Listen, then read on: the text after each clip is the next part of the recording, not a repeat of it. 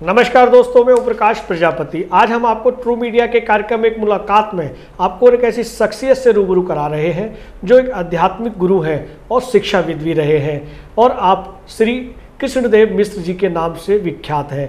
आप वर्तमान में आपके देश के कोने कोने में हजारों अनुयायी कहें या आपके शिष्य कहें, वे आपके प्रशंसक हैं।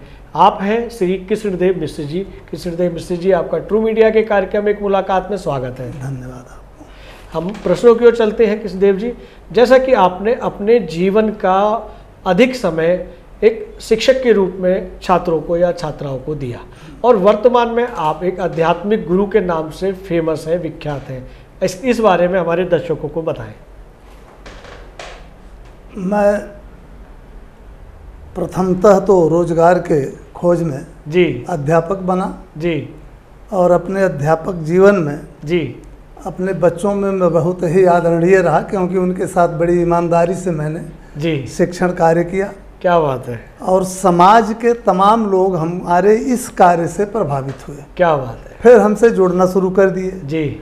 जब जुड़ने लगे तो मैं चूंकि ब्राह्मण और आध्यात्मिक परिवार में मेरा जन्म हुआ था, जी जी जी, इसलिए वहाँ राम कथा या ईश्वरीय गुणगान नियमित सत्संग आदि नियमित रूप से चलने लगा। क्या बात है। जब सत्संग याद चलने लगा तो उसमें तमाम भक्त ऐसे आए जो कथा सुनते थे, सत्संग सुनते थे जी। उनके मन में जिज्ञासा पैदा हुई जी। यदि मैं इन्हें अपना गुरु बना लूं तो मेरा जीवन धन्य हो जाएगा। वाह। तो तमाम लोगों ने मुझसे बार बार आग्रह किया जी। वैसे मैं इस पचड़े में फंसना नहीं चाहता था लेकिन तमाम लोगों की इच्छाओं को देखते हुए जी मन में एक भाव जगा कि यह लोग भी अपने जीवन में सुधार करना चाहते हैं और यदि मेरा थोड़ा सा प्रयास इनके जीवन में जी उजाला लाए बहुत अच्छे तो बड़ा ही उत्तम होगा। बहुत अच्छे अतः मैंने कुछ लोगों को अपना शिष्य बनाना जी स्वीकार कर लिया जी।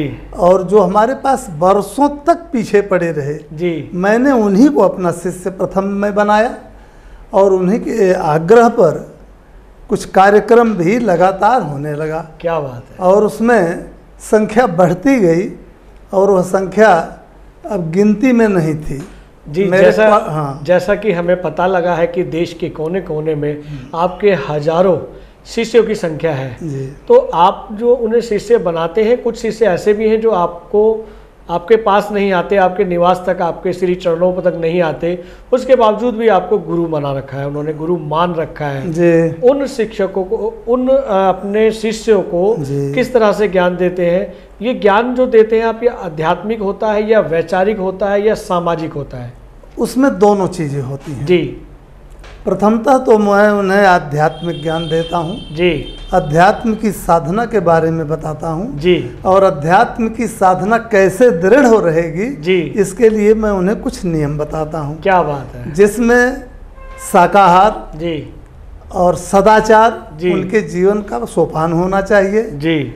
झूठ, प्रपंच, मिथ्या आदि से वे अपने को जहाँ तक हो सके बचा के रखें। बहुत अच्छे। और जब उनका विकास होगा तो उनके परिवार में भी अच्छे संस्कार बनेंगे और उन संस्कारों से उनका तो कल्याण हुआ, साथ साथ परिवार का, बच्चों का भी विकास होगा, उनका भी उत्थान होगा, समाज में उनकी छवि सुधरेगी और अपने गांव में, अपने देश में और जहाँ भी हैं जी, उन्हें सम्मान प्राप्त होता है। और उस सम्मान को प्राप्त होने के नाते वो बार बार हमसे मिलने के लिए आया करते हैं। वाह वाह। और मैं उन्हें उपदेश दिया करता हूँ। श्री कृष्णदेव मिश्र जी, मैं यहाँ एक बात कहना चाहूँगा कि आपकी हजारों की संख्या में पूरे देश में आपके शिक्षक कहें, आपके शिष्य कहें, तो उनमें किस उम्र के ज़्यादा हैं? मेरा ऐसा मानना है कि जो युवा वर्ग है इन सब बातों से अभी बहुत दूर है। अध्यात्म के पछड़ा, जैसे पछड़ा शब्द आपने यूज किया, मैं भी वही शब्द का इस्तेमाल कर रहा हूँ। इस पछड़े में, अध्यात्म के पछड़े में नहीं पढ़ना चाहता युवा वर्ग। इस बीच में उस युवा वर्ग को क्या संदेश देना चाहेंगे? शुरुआत में तो हमसे केवल अधिक उम्र के लोग ही जुड़े। जी जी, 50-60 साल की 50-60 साल के ऊपर तक के लोग, तमाम रिटायर्ड लोग हमसे जुड़े। जी जी जी जी। कुछ सेना के रिटायर्ड थे, कुछ अन्य विभागों के रिटायर्ड थे और सब एक से एक अच्छे पढ़े लिखे एजुकेटेड लोग थे जी। फौज के रिटायर्ड कैप्टन साहब थे जी, सूबेदार थे, एक कर्नल भी थे। क्या बात है। ये सब लोग आए, आज मैं आपको बताऊं कि एक शिष्य हमारे ऐसे भी हैं, डॉक्टर श्रीकांत मिश्रा जी, जो कानपुर की चंद्रशेखर यूनिवर्सिटी से रिटायर हुए हैं। वाह। और उसमें वो 5 वर्ष तक कार्यवाहक उप कुलपति भी रहे। क्या बात है, बहुत अच्छे। तो उन बुजुर्गों का जुड़ना देख करके तमाम अगल बगल के लोगों के ऊपर जब प्रभाव पड़ा तो इसमें है क्या क्या आनंद है जो इसमें ये सब तरह एक तरह से जुड़ते चले जा रहे हैं जी। तो उसमें से तमाम युवा वर्ग के लोग भी आए और उस युवा वर्ग में हमारे विद्यार्थी भी, जिनको कॉलेज में मैंने शिक्षा दिया था, जी जी जी, वह भी प्रभावित, चूँकि कॉलेज जीवन में ही प्रभावित थे। क्या बात, इसलिए कॉलेज से निकलने के बाद ही वो तमाम लोग ऐसे हैं जो हमसे जुड़ गए और उनको भी मैंने अध्यात्म की शिक्षा दिया, वाह, जिसको आज वे पल्लवित पुष्पित कर बहुत रहे अच्छे, हैं। बहुत अच्छे। इसको देखकर मुझे अतिशय प्रसन्नता होती है। मिस्र साहब, आपने अभी चर्चा की अपने विद्यार्थियों की, तो हम विद्यार्थियों की बात करते हैं कि आपने भूगोल के आप शिक्षक रहे, बावजूद उसके आपने हिंदी की शिक्षा दी अपने विद्यार्थियों को। तो जो आपके विद्यार्थी रहे हैं जिनको आपने शिक्षा दी है, वो आज किस मुकाम तक हैं? जितने विद्यार्थी हमारे निकले हैं जी, चूंकि सबकी क्षमता समान नहीं थी विद्या ग्रहण करने की, शिक्षा ग्रहण करने की, बिल्कुल, तो अपनी क्षमता के अनुसार वो तमाम लोग आगे गए जी। कुछ तो डिग्री कॉलेजों में पढ़ा रहे हैं मेरे ही विद्यार्थी। क्या, बहुत बढ़िया, बहुत बढ़िया। कुछ एयरफोर्स में गए, वाह। कुछ जल सेना में गए, वाह। कुछ वायु सेना में गए, और इसमें जो थल सेना है इसमें भी हमारे तमाम विद्यार्थी गए। और अनुशासित जीवन मेरे साथ उन्होंने बिताया था, इसलिए उन्हें उसमें कई बार प्रमोशन मिला और ऊंचे ऊंचे पदों पर जाकर के वो सेवा मुक्त हुए हैं। बहुत अच्छे, बहुत और सेवा मुक्त होकर आने के बाद, मैं तो शिक्षा में नौकरी में ही था, तभी वो सेवा मुक्त होकर के आ गए, क्योंकि फौज वगैरह में अवधि कम होती है, 15 वर्ष की है, 17 वर्ष की होती है, तो प्रमोशन मिलता चल जाता है, तो 28 वर्ष तक की वो सेवा कर लेते हैं जी। तो ऐसे तमाम विद्यार्थी सेवा मुक्त होने के बाद आकर हमारे पास मेरा सत्संग सुना करते थे और समय देते थे अपना। बहुत अच्छे मिश्र जी, जैसा कि मैंने बताया कि मुझे सूत्रों के द्वारा पता चला है कि प्रत्येक वर्ष महाशिवरात्रि के दिन आपके शिष्य आपके सानिध्य में एक उत्सव मनाते हैं। ये उत्सव कैसे मनाते हैं और कैसे संभव हो पाता है, हमारे दर्शकों को बताएं। जी, ऐसा है कि जब हमारे शिष्यों की कुछ संख्या बढ़ गई शुरुआत में जी, तो उन लोगों ने हमसे कहा कि गुरुदेव को एक ऐसी तारीख निश्चित की जाए जी, जिसमें हम सभी लोग एक साथ इकट्ठा हो सकें। जी जी जी जी, और उसमें कुछ कार्यक्रम निर्धारित कर लिया जाए जी, क्योंकि सब गृहस्थ आश्रम में या नौकरी में या बाहर जहाँ भी अपना जीवन यापन लोग कर रहे हैं, सबको समय नहीं होता है कि वो हमसे हर हफ्ते हर महीने बिल्कुल सही बात आकर के मिला करें। तो एक निश्चित तारीख जब हो जाएगी जी, तो उस दिन लोग अपने अपने कार्यक्रमों में से समय निकाल कर व्यवस्थित होंगे और आपके पास आएंगे, आपका दर्शन मिलेगा और हम जितने गुरु भाई हैं जी, आपस में एक दूसरे का साक्षात्कार करेंगे, सब मिलेंगे जी, और बड़े आपस में प्रेम सद्भाव का विकास होगा। तो उन लोगों के इस आग्रह को स्वीकार करते हुए मैंने महाशिवरात्रि के दिन, चूँकि भगवान शंकर का वह पवित्र उत्सव का दिन होता है, जी जी जी जी, इसलिए मैंने अपने शिष्यों को वह अवसर दिया कि वह छुट्टी का दिन भी होगा और सभी लोगों को आने में असुविधा नहीं रहेगी। एक आध दिन की छुट्टी अगल बगल लेनी पड़ेगी तो ले लेंगे, जी जी, लोग आएंगे और जब आएंगे तो उनसे कुछ निश्चित कार्यक्रम करवाया जाता है। अच्छा, सुबह मैं उन्हें 7:30 तक बुला लेता हूँ। वाह। 8 बजे तक हम सब को एक बड़े से हॉल में एक साधना उनसे हम करवाते हैं बैठा करके, मौन साधना होती है और जो गुरु मंत्र शब्द उन्हें दिया गया है उसका उजाप करते हुए सब ध्यान की मुद्रा में आ जाते हैं जी। और यह कार्यक्रम नियमित रूप से कम ध्यान की मुद्रा में उन्हें हम 24 मिनट रखते हैं। क्या बात है। 24 मिनट रखने के पीछे भी एक उद्देश्य है, क्योंकि एक दोहा बड़ा मशहूर है जी कि एक घड़ी आधी में पुनियाद, तुलसी संगत साध की कटे कोटि अपराध। वाह। तो एक घड़ी का मतलब होता है 24 मिनट जी, 2.5 घड़ी का 1 घंटा होता है 60 मिनट जी। तो 24 मिनट एक घड़ी को कहते हैं। तो हमने सोचा कि कम से कम एक घड़ी एक दिन सबको बैठा करके उनसे साधना करवाएं। वाह। अपने घरों कितना कर पाते हैं वो उनके ऊपर निर्भर है, उनकी स्थितियों पर निर्भर है, बिल्कुल। उनकी अपनी अभिव्यक्ति के ऊपर निर्भर है, उनकी जो दशाएं हों। लेकिन आज तो नियमित रूप से कम 24 मिनट उस साधना पर बैठें। जी जी। क्योंकि गोस्वामी जी ने कहा कम से कम। बिल्कुल। और उस कम से कम में मैंने जो अपने अनुभव में लिया और मैंने देखा कि एक दिन का जो समयावधि माना गया है वो 24 घंटे होती है जी।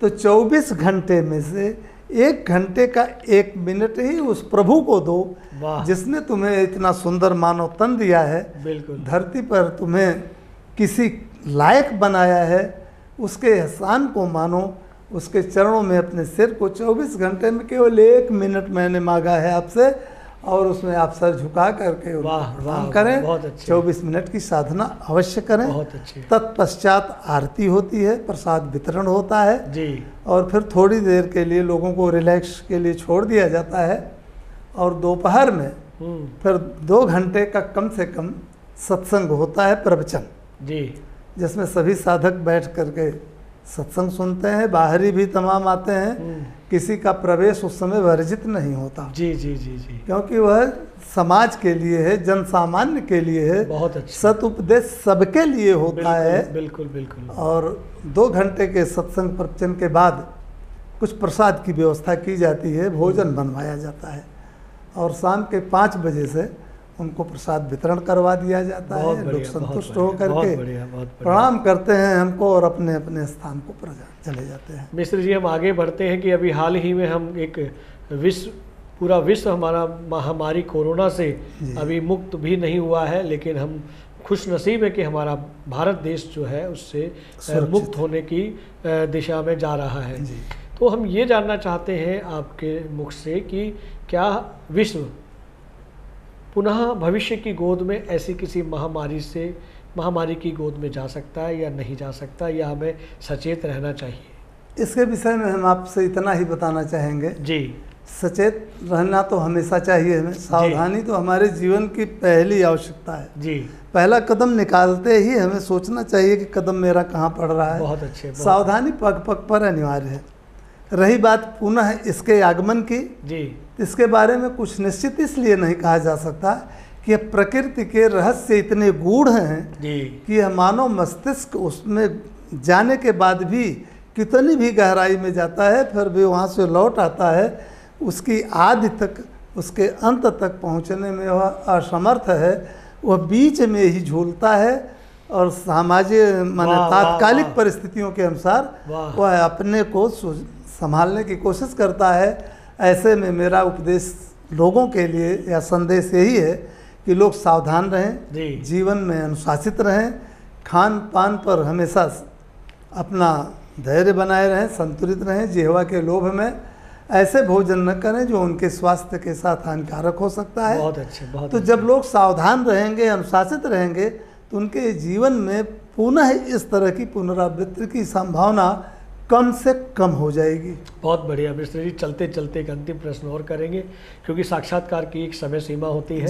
चलते चलते अंतिम प्रश्न है हमारे दर्शकों को, अपने शिष्यों को, अपने शुभचिंतकों को क्या संदेश देना चाहते हैं? अंतिम संदेश मेरा यही होगा कि सर्वे भवन्तु सुखिनः, सर्वे सन्तु निरामयाः,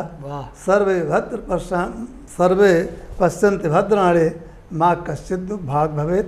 संसार में सब सुखी रहें, वाह, किसी प्रकार के कष्ट से कोई दुखी न हो, वाह। यही मेरा अंतिम संदेश और मेरी इच्छा यही है कि ईश्वर सबको इस सद्बुद्धि दें और सभी लोग इस सन्मार्ग पर चल करके अपने जीवन को, परिवार के जीवन को, समाज को, संसार को कल्याण की दिशा में ले जाएं।